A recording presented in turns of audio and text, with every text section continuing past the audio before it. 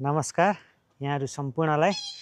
म आज फेरि एउटा कविता लिएर आएको छु। अलिक लामो समयको ग्याप पछाडि लगभग 1 वर्ष भन्दा बढी भयो होला। मेरो कविताको शीर्षक छ बादल। आज मेरो छेउमा एक टुक्रा बादल आएको छ। उही मेरो गाउँको डाँडामा बस्ने अलिकति छोइने चिसो चिसो ठुस्स ठुस्किएको कालो कालो अनुहार लिएर केही काने खुसी गरौँला जसरी मेरो कानमै चिसो लाउँदै आएको छ बादल।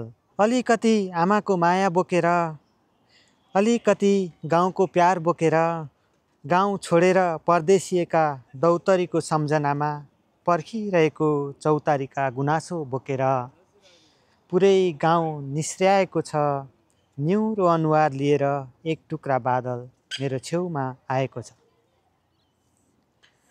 मलिन हुँदै बोल्छ बादल, गाउँका उकालीहरू बुढा भए रे, ओरालीहरू ओर्लिनै सक्दैनन् रे, बेसीहरू मङ्सिरमा पहेँलिँदैनन् रे, कुलाहरूले पानी बोक्न छाडे रे, गाउँका दोभान र त्रिवेणीहरूले मेला लगाउन छोडे रे, तन्देरीहरू नागबेली लहरामाथि मायामा डुबेर बुकी फुल साट्न छोडे रे, अनि उसले कटुस र सल्लाहरुमा छेलिँदै ओल्लो र पल्लो डाँडा गर्दै तन्देरीहरूसँग लुकामारी गर्न पाएन रे।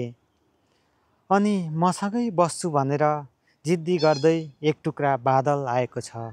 ऊ मसँग ढिट गर्छ, जिद्दी गर्छ, मैले उसलाई राखेँ भने गाउँका दुःख छोपिँदैनन् रे, आमाको माया दूरसम्म पुग्छ रे, दूरमा भएकाले आमालाई देख्छन् रे, आमाले बिछ्याएका आशाहरू क्षितिजसम्म पुग्छन् रे, म पनि क्षितिज किनारामा बस्छु भन्छ बादल, मेरो छेउमा आएको छ बादल, मेरो छेउमा आएको छ बादल।